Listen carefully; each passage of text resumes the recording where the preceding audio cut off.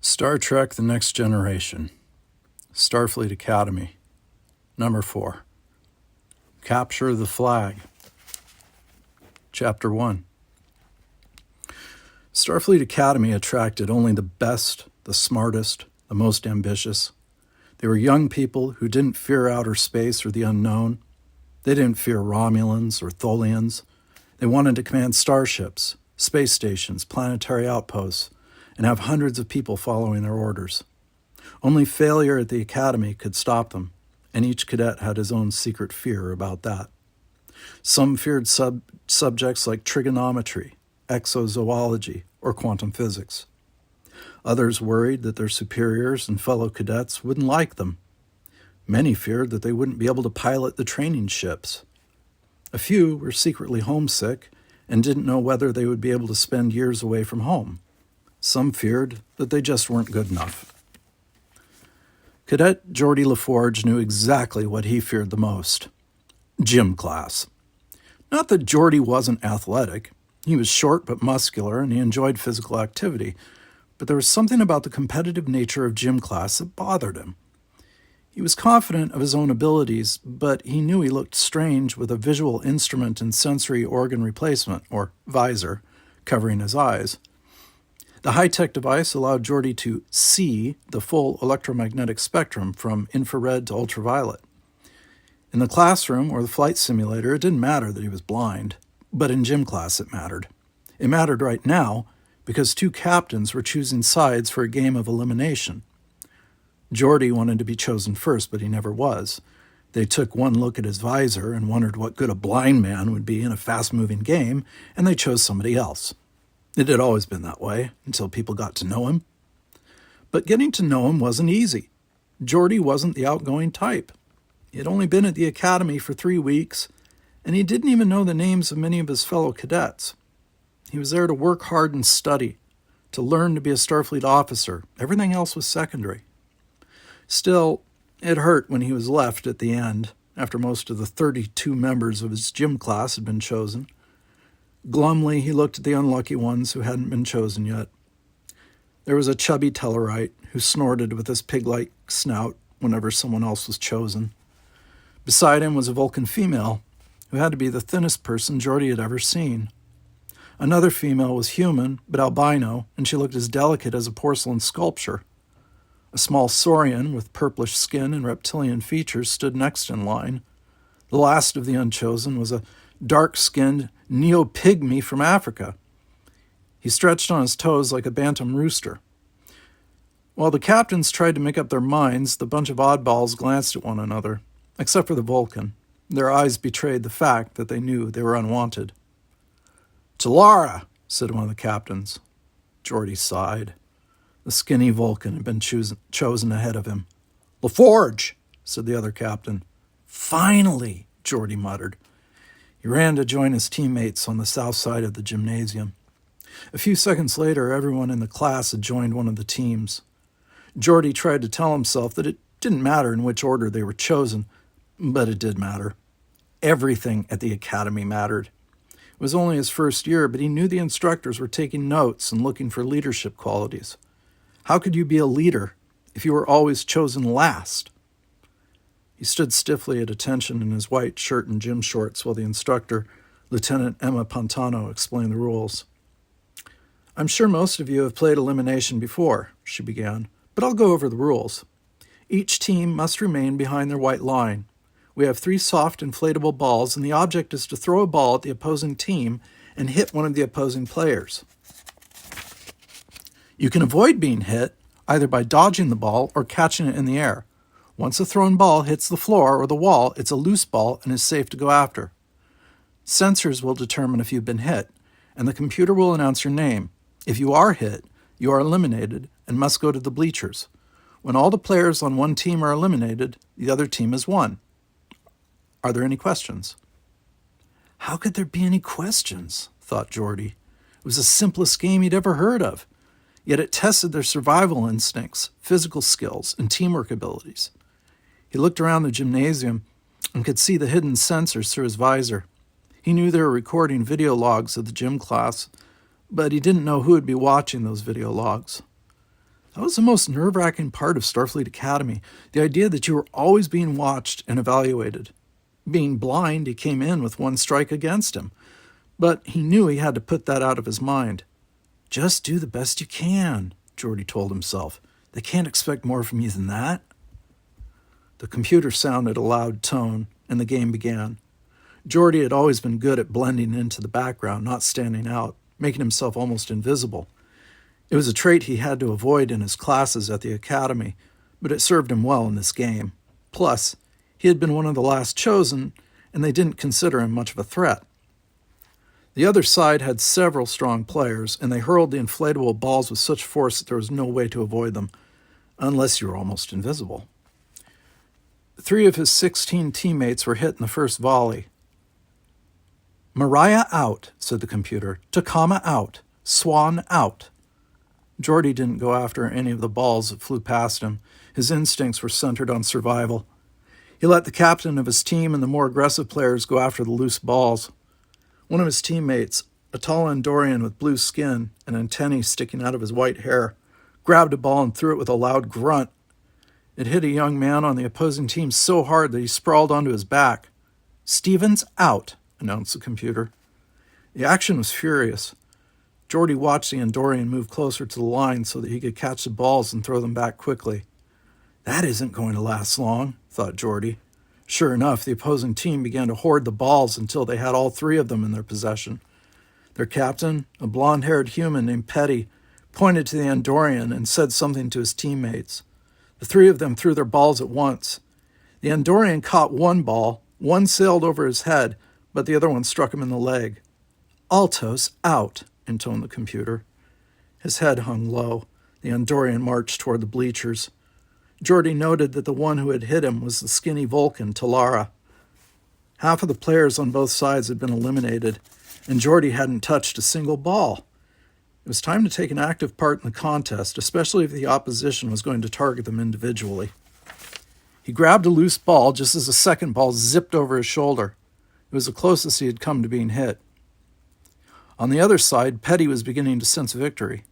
He edged closer to the line to catch the balls as they flew across. Geordi had been watching the big human, and he knew that he was the key to the other side's victory. With his great reflexes, how could they hit him?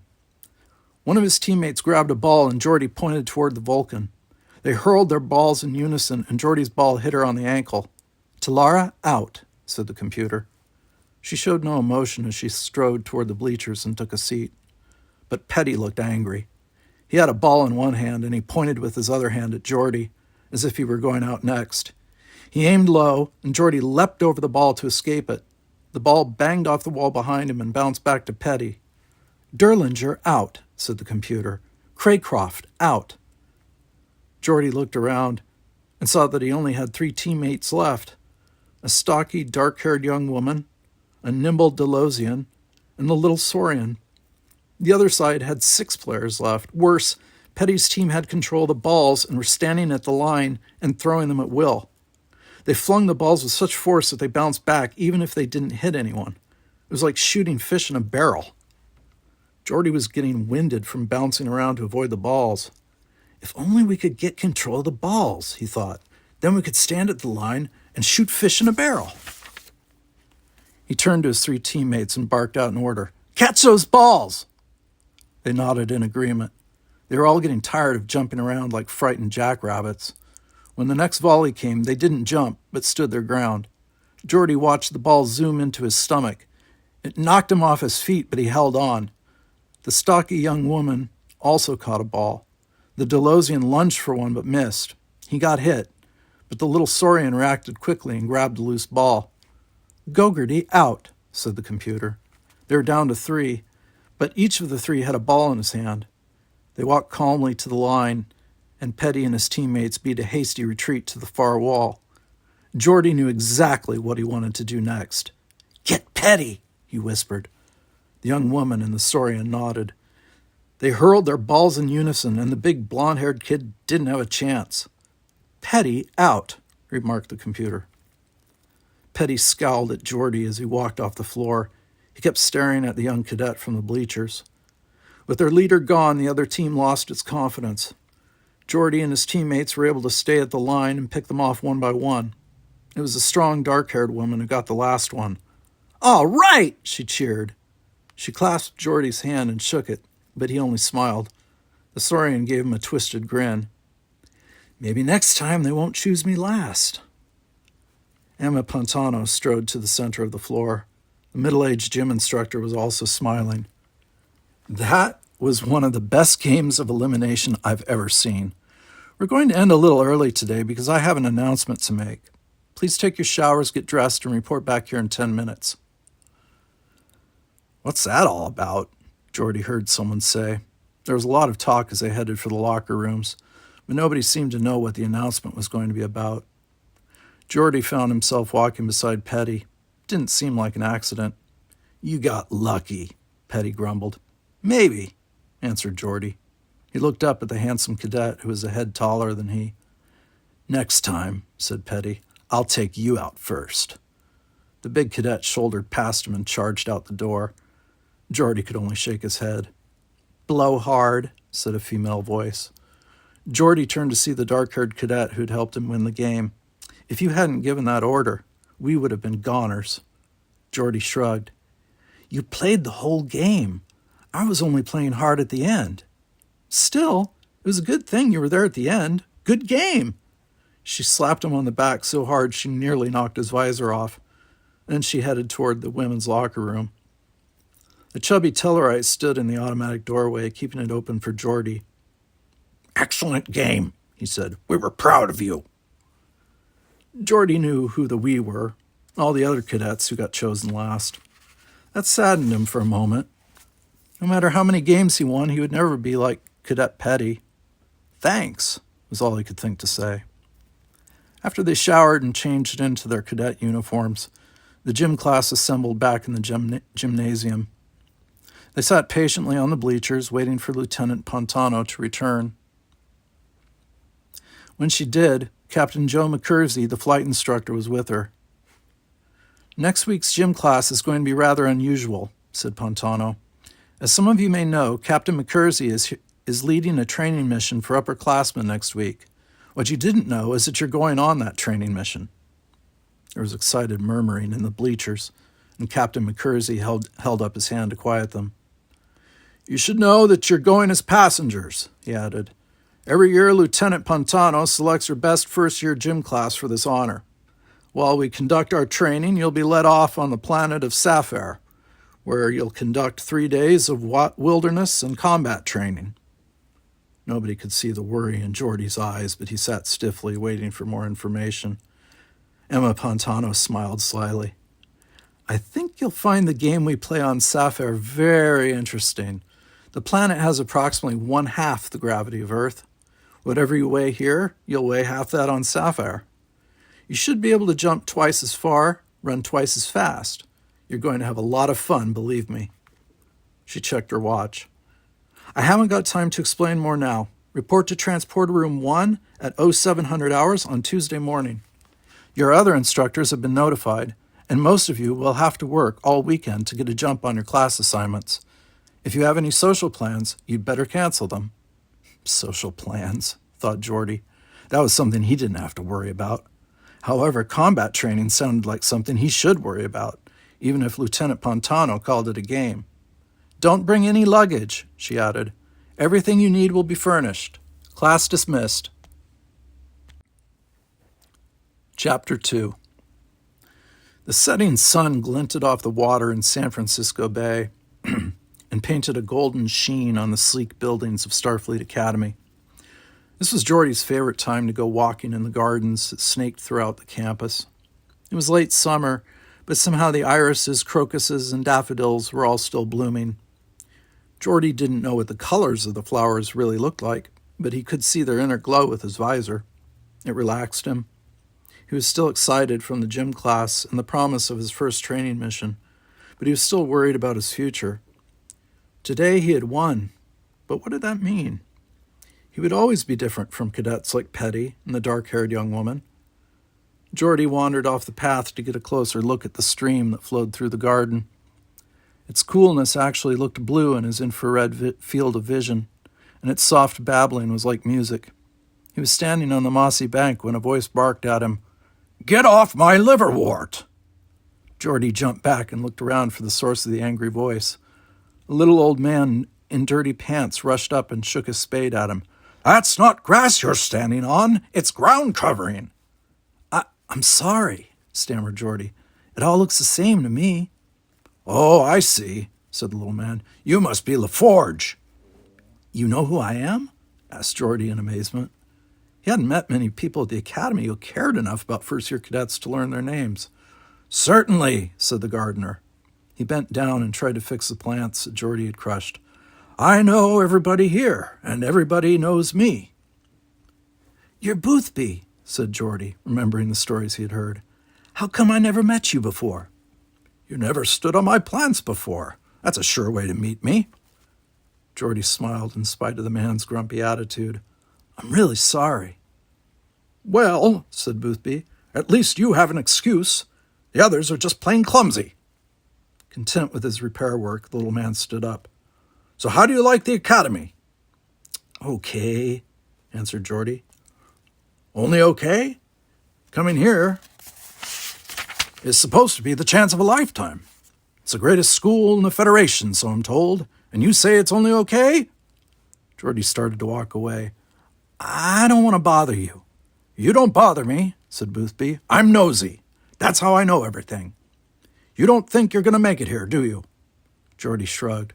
"Like you said, I have an excuse for making mistakes. I'm blind." "So you have an excuse to fail," said Boothby. "To quit if things get tough. I've got news for you, LaForge. The academy is tough on everybody. I've seen them come and go, the high and the mighty.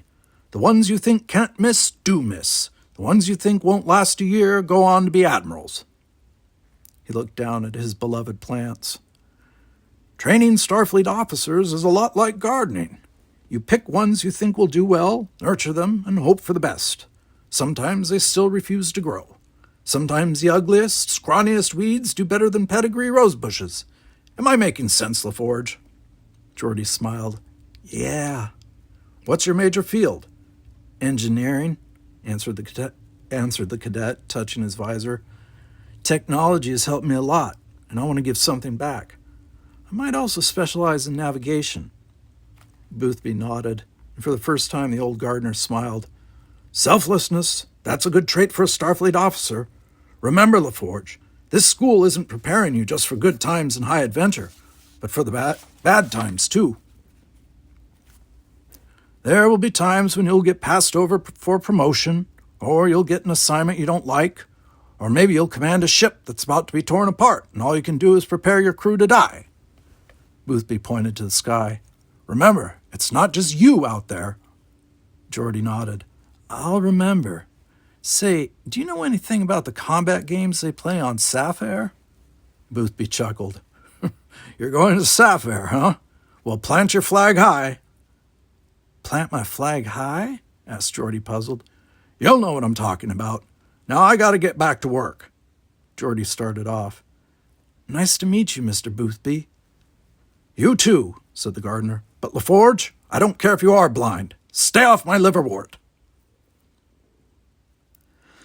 In his quarters, Geordi pored over his notes from a lecture on starship hulls in his basic engineering class. Tritanium, duranium, aluminum crystal foam, ceramic polymers. So many materials and alloys were used in the starship hull, he didn't know if he could keep them all straight. Not only that, he had to learn how welding, bonding, force fields, and warp speeds affected each one. "This will take a lifetime to learn," he thought glumly.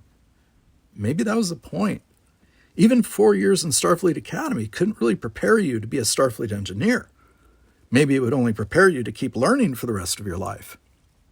He took off his visor and rubbed his pale, sightless eyes. "Oh, that feels good," he thought. No one realized the concentration that was required to see with a complex instrument. He had to force his optic nerves to accept a variety of inputs that they were never intended to accept. Then he had to force his brain to interpret the strange impulses. He stretched his arms and relaxed, looking around the room at total blackness. When Geordi allowed himself to be really blind, it was like taking a relaxing nap. By the luck of the draw, Geordi didn't have a roommate. Maybe it wasn't luck, he thought suddenly. Maybe they figured a blind man would be stumbling over a roommate. A knock sounded on his door. Geordi fumbled for his visor and quickly replaced it. He walked across the small but neat room and opened the door. To his surprise, it was two of his teammates from the victorious gym team, the stocky, dark-haired young woman and the tall Andorian. The young woman barged right in. "LaForge, isn't it?" she asked. "Yes," he answered. "Call me Geordi." "Geordi," she smiled. "I'm Jenna Pico. This is Altos. He doesn't say much." "Altos," Geordi repeated, and the big Andorian nodded in greeting. "What can I do for you?" Jenna shrugged. "Well, a bunch of the kids in our class are getting together at the Bratzkeller to talk about our upcoming mission. Want to come along?" Geordi paused before answering. He'd heard about the Bratzkeller, a popular off-campus restaurant, and this was the first time anybody had asked him to go anywhere. Geordi wanted to go, but there was just one problem. "I'd like to," he said, "but I've had an exam in basic engineering moved up to Monday. I really have to study." "Oh, come on," said Jenna. "All work and no play makes Geordi a dull cadet. Besides, you have to eat, don't you?" "My treat," said Altos. He tried to smile, but his blue face only grimaced. Well, thought Geordi, it's not every day you get invited to dinner by an Andorian. "All right," he agreed, "but I can't make it a late night." The Bratzkeller was about 6 blocks off campus, and the cool evening air felt refreshing as they walked. It was good to see a cross-section of people, thought Geordi, not the usual bunch of somber cadets and busy instructors.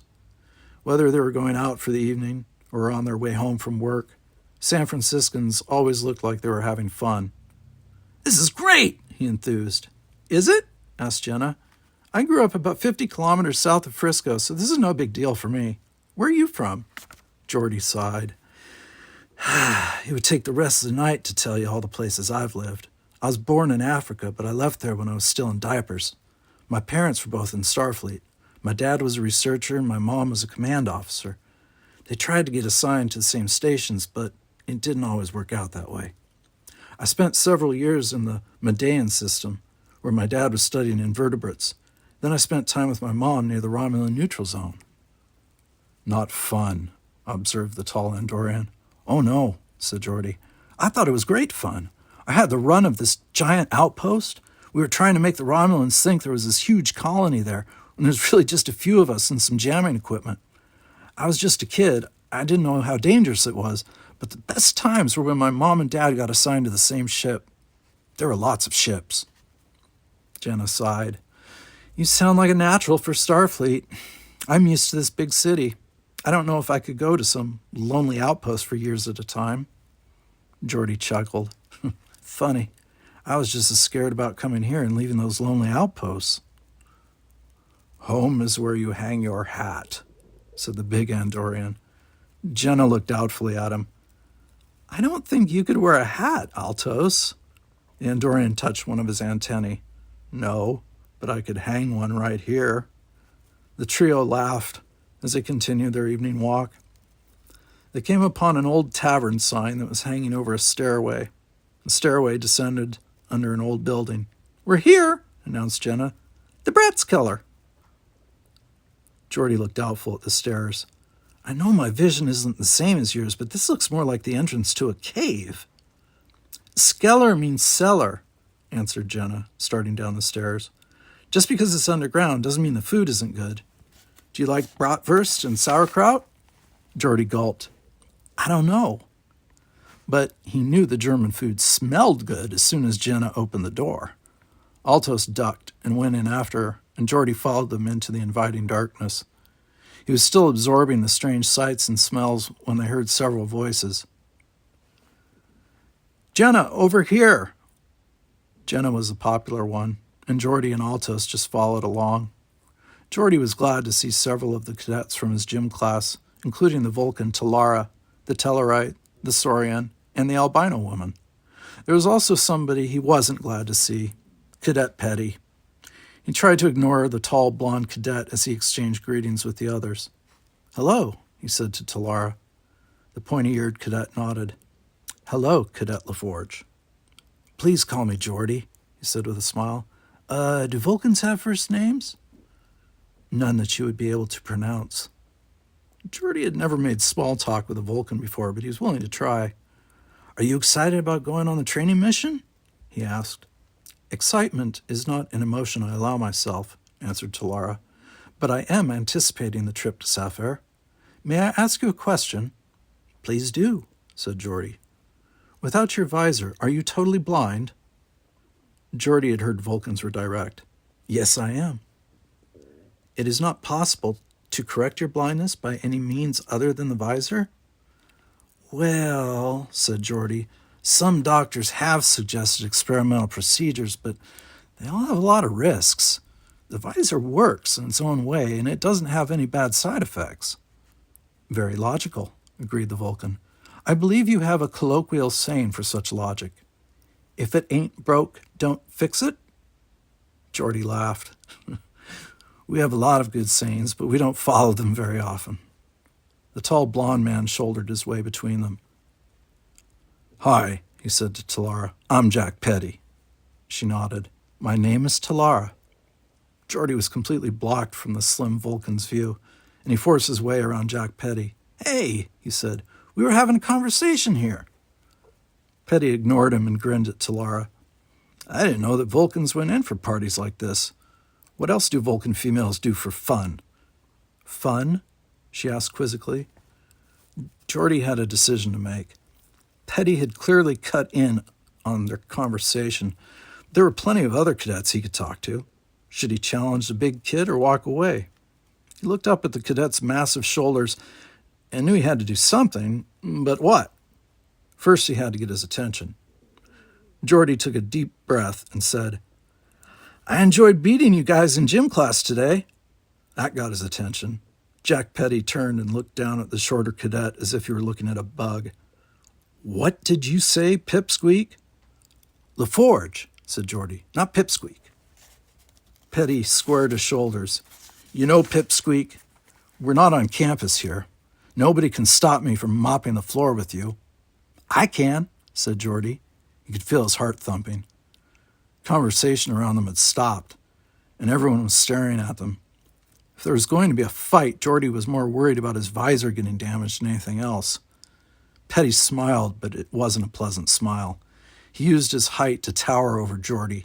Let's go outside, just the two of us. I cannot allow that, said Talara calmly. Jack Petty looked down at her and sneered. You stay out of this. He's been asking for it.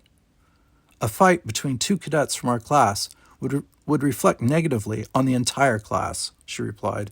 Yeah, he snarled, and how do you propose to stop us? Then the Vulcan did something strange. She reached up to his neck as if she were going to pluck some lint off his collar. As soon as her fingers touched him, his eyes went wide. A second later, the big cadet crumpled to the floor unconscious. Wow, gushed Geordi. How'd you do that? Vulcan nerve pinch, said the Tellarite, leaning over the fallen cadet. Well done. Talara added, the explanation requires considerable knowledge of the human nervous system. Never mind, said Geordi. If I ever choose up sides for anything, I'm going to choose you first. Talara cocked an eyebrow. That would be logical.